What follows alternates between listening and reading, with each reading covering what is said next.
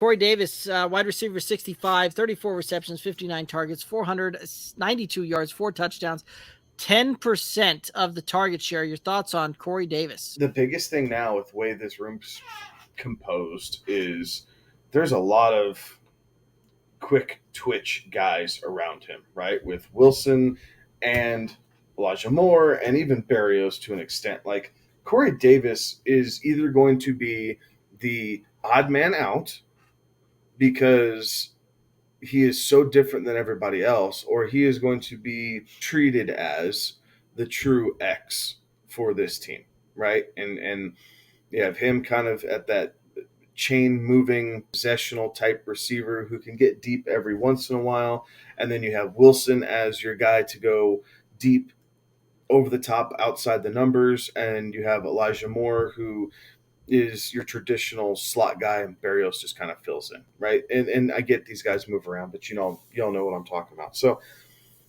that being said, I'm not drafting Corey Davis this year. Like I kind of took my chance on him last year as a third or fourth receiver, whatever I had him in on my home league team.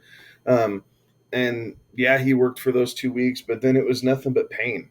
I might take a flyer on him in a best ball league just for depth and to see how it goes. But he's not really explosive, so I don't know if I'm looking at him in a best ball league either. So someone's going to draft Corey Davis, and I wish him the best of luck. But I don't see him being on any of my teams this year. I just don't see how he truly fits into this Jets offense. I have nothing more to add. Those are my thoughts exactly. Like, not to be, boring podcast host, but seriously, that's the same thing. Too many questions. He is the phrase that I think we'll use a lot during this episode, but he is health averse. If he can stay healthy, there's just too many question marks surrounding what his role is going to be in this offense. So I am also out on Corey Davis. I'm in on Corey Davis, especially from the standpoint when you look at where he's going to be drafted at is round 14.